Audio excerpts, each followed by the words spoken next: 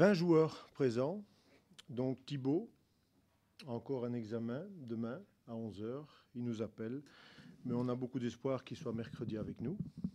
Voilà, ça c'est la première nouvelle. Steven Defour et Raja Nengolan. Steven, pour une question médicale, est parti en Italie et revenait à 16 heures, point de vue avion, où c'était planifié déjà avec le Sporting Club d'Anderlecht, qui devait passer un examen. Je crois avec Denis Pratt, je suis bien renseigné, donc j'ai accepté, puisque ça va éviter quelques blessures plus tard, donc c'est dans cet intérêt-là. Pour moi, pas de problème, il a fait le décrassage à l'ocelle, j'ai laissé un kiné et un masseur là, donc ils ont pris de l'avance pour les soins. Radja, son avion était à 17h, j'ai regardé le match hier, Juve Roma, donc impossible pour lui de revenir avant au niveau des avions, donc c'est aussi pas de souci. Vous avez vu aujourd'hui que le décrassage, je ne vais pas insister sur le physique. Ils sortent de 9 matchs en 3 semaines pour la plupart. Donc on a regardé tous les temps de jeu.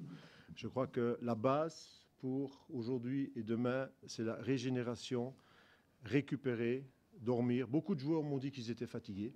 Eden Hazard a un orteil qui a été écrasé, qui est tout bleu. Donc, où l'ongle, on va peut-être devoir l'arracher. Donc on va voir, on va regarder sa blessure. C'est pour ça qu'il n'était pas dehors. Il a pris les soins. Eden a mordu sur sa chic pour jouer évidemment contre Arsenal. Après 10 minutes, c'est arrivé. Il a joué 80 minutes, donc je ne crois pas du tout qu'il y ait une fracture.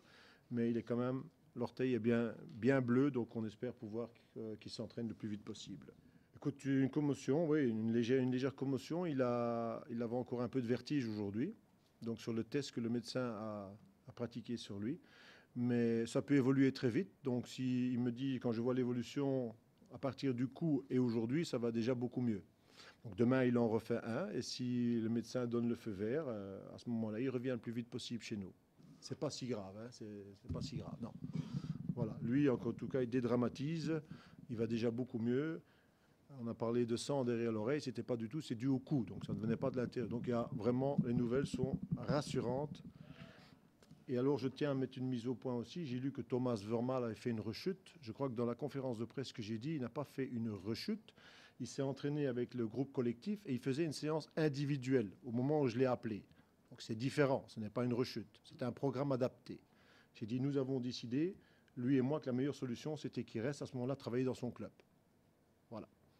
Comme ça a été mal raconté ou mis en place. Tu sais, moi, j'avance étape par étape.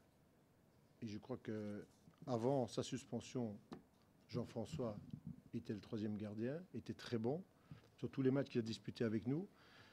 Tu sais que sa suspension est arrivée, on l'a toujours soutenu comme on soutient tout le monde. On a pris des nouvelles aujourd'hui de Koen Castel pour voir comment est-ce que ça va aussi avec lui. Voilà, je crois que chacun est disponible pour l'équipe nationale.